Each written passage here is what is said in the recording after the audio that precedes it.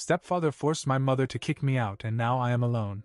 I worked hard to get back on my feet, and now they asked me to finance their golden daughter because I was 17 years old when everything started to fall apart.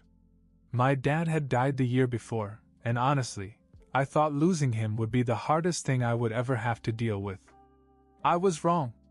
Not long after his funeral, my mom met David, my stepfather, and within months he moved into our house with his 2 kids, Lisa, who was 15, and her little brother, who was 6. It felt fast, too fast, but I didn't say much about it at the time. I wanted my mother to be happy. I didn't want to be the reason she couldn't move on. But David? He wasn't exactly what you would call father material. He had this smugness about him, like he always thought he was smarter than everyone else in the room. He treated my mother more like a maid than a partner, and his children? Lisa could do no wrong in his eyes. She was, as he put it, his princess. Meanwhile, I was just the kid who came with the house. At first, I tried to make it work. I really did.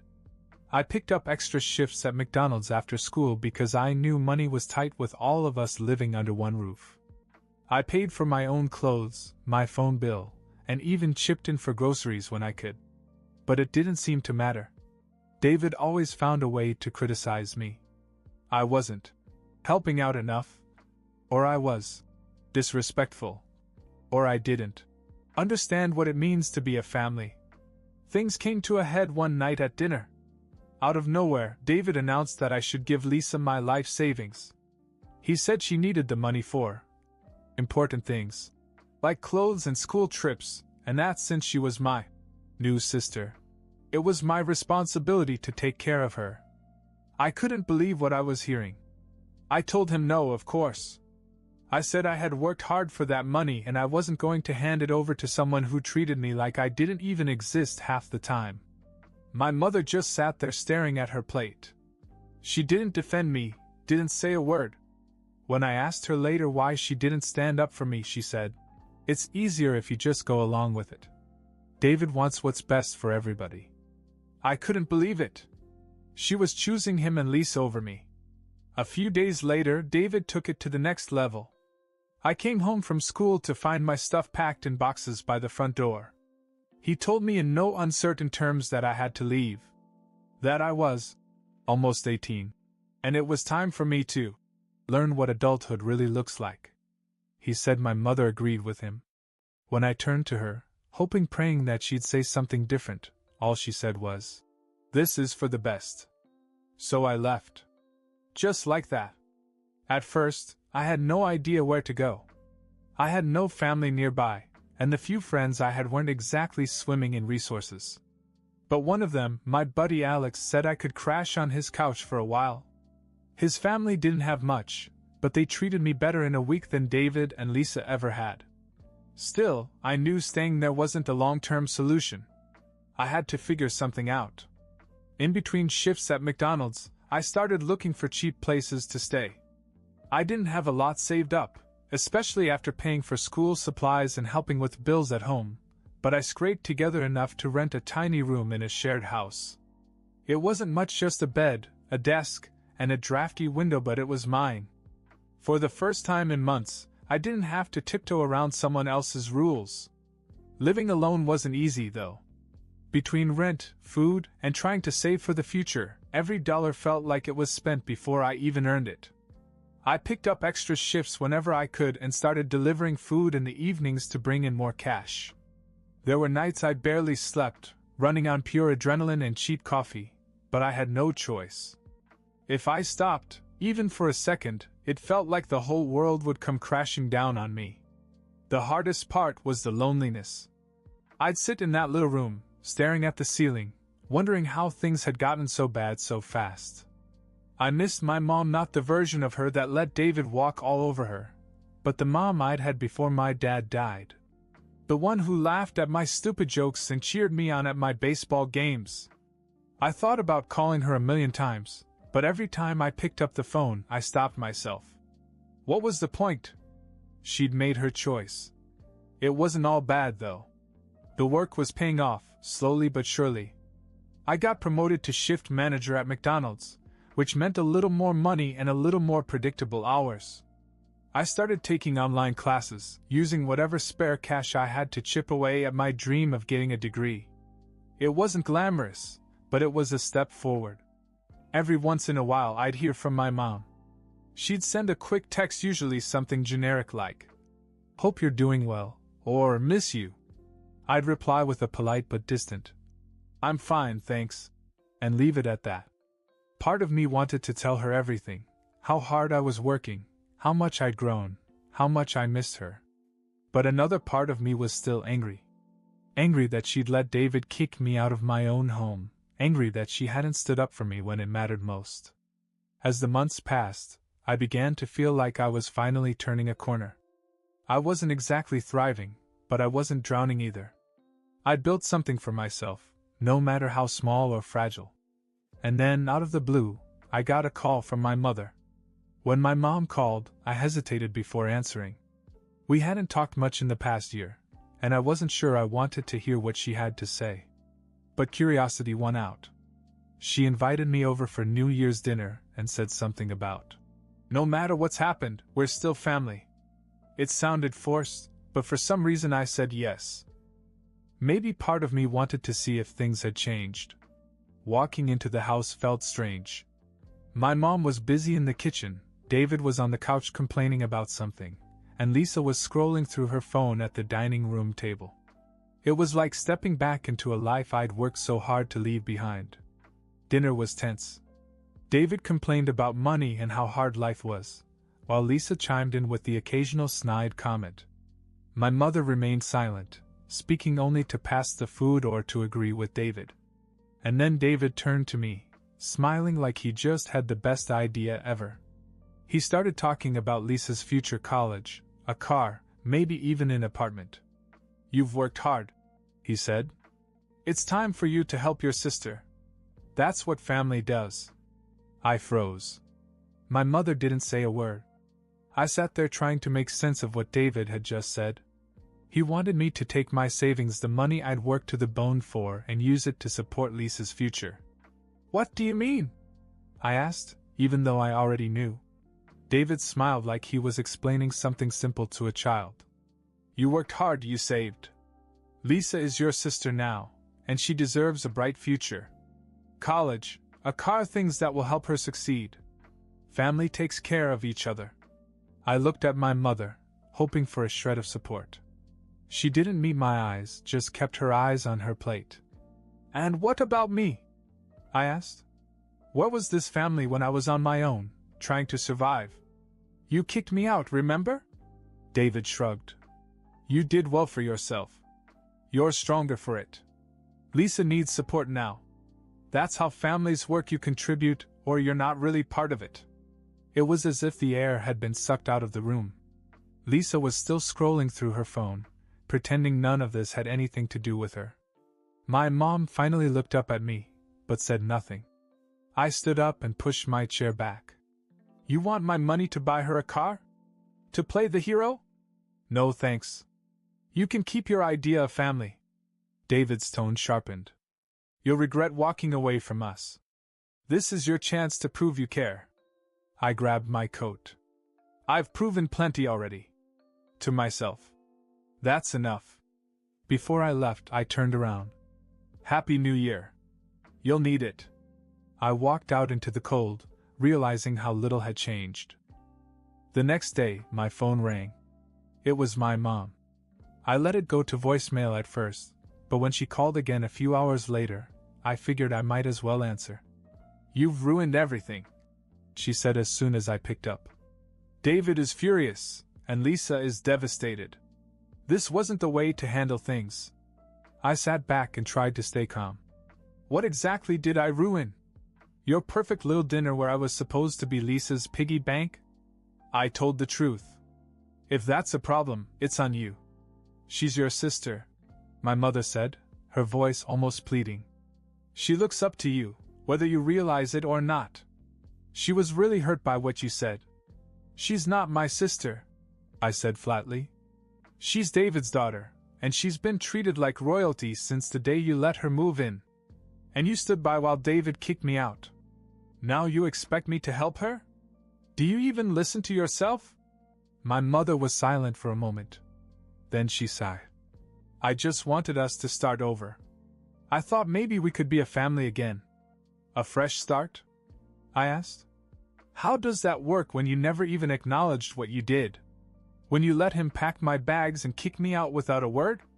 I'm sorry, son, she said quietly. But you didn't have to be so cruel. You called everyone names, stormed out it wasn't fair. I laughed, more in disbelief than anything else. What wasn't fair was you letting him kick me out of my own home and then pretending it never happened. And you want me to finance Lisa's life on top of that? No, Mom. That's not how it works. Her tone changed, getting softer, almost defeated. I just can't handle all this conflict. David's upset, Lisa's upset. Maybe it's better if you don't come around for a while. We all need some space to cool down. Space, I repeated, feeling the finality of it. Yes. Let's call it that. I hung up before she could say anything more. That was the last real conversation we ever had. Occasionally she'd send me a text, things like, "Hope you're okay," or "Miss you," but I stopped responding after a while. What was the point? She'd made her choice. Now I had to live with mine. Months went by and life went on. I'd buried myself in work and classes, trying to keep my head above water. I hadn't heard from my mom or David in weeks, and to be honest, I preferred it that way. The silence was better than the empty, superficial texts. Then, out of nowhere, I got a call from an unknown number. Normally I wouldn't have answered, but something told me to pick up. "Hello?" I said carefully. "Hey, it's Lisa." I froze. Lisa? She hadn't said a word to me in years, and now she called out of the blue? "What do you want?" I asked, not bothering to hide my suspicion. "Look, I know this is strange," she said, sounding nervous. "But I need your help. Please don't hang up." "Help with what?" I asked, already regretting taking the call. She hesitated before continuing. "Things aren't great at home. My dad's been different. Angry all the time. He and your mom fight all the time. It's bad." I didn't know what to say. David and my mom fighting wasn't exactly shocking, but hearing it from Lisa made it seem real in a way I hadn't expected. "I don't see how this has anything to do with me," I finally said. "Because she misses you," Lisa said quickly. "Your mom. She doesn't say it, but I can tell. She's been trying to reach out to you, but she doesn't know how. She's not well." I didn't know how to respond. Was this a guilt trip? A ploy to drag me back into her mess? Or was Lisa actually being sincere? Before I could find out, Lisa added, "I know I've been a brat. And I know that my dad is the reason that everything went downhill. But I'm trying to make things better, okay? I thought you should know what's going on." She hung up on me before I could say anything else. For the first time in months, I found myself thinking about my mom, not the anger or the betrayal, but the good memories. The mom who made me pancakes on Saturday mornings, who stayed up late to help me with school projects, who hugged me so tight at Dad's funeral I thought I'd break. I sat there for a long time, wondering what I was going to do. Lisa's call threw me for a loop. I couldn't figure out what her angle was, if she even had one. Part of me wanted to ignore it, chalk it up to more family drama I didn't need to get involved in. But another part of me couldn't stop thinking about what she'd said about my mom. A week later, I gave in and texted my mom. It was short and to the point. Lisa called me. She said things weren't right. "Is that true?" She didn't answer right away, and for a while I didn't think she would. Then, late that night, my phone buzzed. "I don't know what she told you, but I'm fine. Don't worry about me." I stared at the message, trying to decide if I believed her. Something felt wrong. My mom wasn't the type to admit when things were bad, and "I'm fine" was her go-to when she wanted to sweep something under the rug. I decided to call her. She answered on the second ring. "Why didn't you just tell me what was wrong?" I asked right away. She was quiet for a moment before saying, It's nothing to worry about. I don't want to drag you into it. You're not dragging me into anything. Just tell me the truth. She sighed, and I could hear the exhaustion in her voice. David's been under a lot of stress. He's not himself. But it's okay. We'll work through it. Not himself? I asked. Lisa said you had a fight? That it's bad. Her voice softened.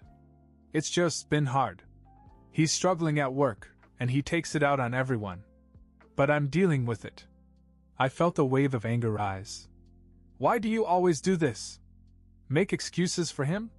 He's been treating you like crap since the day you met him, and now you're telling me it's worse, and you're still defending him? I'm not defending him, she said almost in a whisper. I just don't know what else to do. Her words hit me harder than I had expected. For the first time, I realized how trapped she must have felt, caught between wanting to fix things and knowing she couldn't. I wanted to help her, but I didn't know if I could. She'd let me go so easily when David told her to. Was it my place to try to step in now? A few days after that phone call, something happened that I never saw coming. I got a knock on my door late at night, and when I opened it, Lisa was standing there, shivering in the cold. She had a duffel bag slung over her shoulder and a look on her face I'd never seen before, vulnerable, scared. Can I come in? She asked softly. I stepped aside, still trying to process what had just happened. She came in, dropped her bag, and sank onto the couch. What are you doing here? I asked. I couldn't stay there anymore, she said. They had this huge fight. My dad said some horrible things, and I couldn't take it. I had to get out. I stood there stunned. You ran away? She nodded. I didn't know where else to go. I'm sorry if that's strange, but you're the only person I could think of. I don't have anyone else. Her words hit me like a punch in the gut. For years, I'd thought of Lisa as nothing more than a spoiled, entitled child who only cared about herself. But as she sat there in my tiny apartment, she didn't look spoiled at all. She looked lost. Does Mom know where you are? I asked. I texted her after I left. She said I could come back anytime, but I don't want to. Not while he's there. I didn't know what to say. Part of me wanted to send her back, to tell her it wasn't my problem, but the other part, the part that remembered what it was like to feel unwanted and out of place, couldn't turn her away. You can stay for a while, I finally said. But you'll have to pull your weight. I don't have much, and I can't afford to take care of both of us. She nodded quickly. I'll get a job. I promise. Over the next few weeks, we settled into an uncomfortable routine. Lisa wasn't used to living without all the comforts David had spoiled her with, but to her credit, she adapted quickly. She got a part-time job at a coffee shop, started helping with the groceries, and even helped clean the apartment. At first we barely spoke. The past still hung between us, all the bitterness and resentment. But slowly things began to change. One night, as we sat around the tiny table in my kitchen eating takeout, she broke the silence. I know I wasn't great to you before, she said, staring at her plate. I was a brat. I didn't care about anyone but myself. I'm sorry for that. I didn't know how to respond. I'd spent so long hating her, blaming her for everything that went wrong, that hearing her apologize took me by surprise. It wasn't all your fault, I finally said. David made it worse for everyone. And Mom. I trailed off, not sure how to finish. She's not happy, Lisa said quietly. I don't think she's been happy in a long time. We didn't talk much more that night, but something shifted between us after that. We weren't just stuck in the same room anymore. We started to feel like a family. Living together wasn't easy, but it worked. For the first time in years, I didn't feel completely alone. And I think Lisa felt the same way. Life settled into a strange kind of normal after Lisa moved in. We weren't close at first, but over time we learned to trust each other. She stayed with me for almost a year, working part-time and eventually saving enough to move out on her own. We stayed in touch after that, texting or meeting for coffee from time to time. As for my mom and David, things weren't getting any better. Lisa told me that the arguments between them escalated after she left.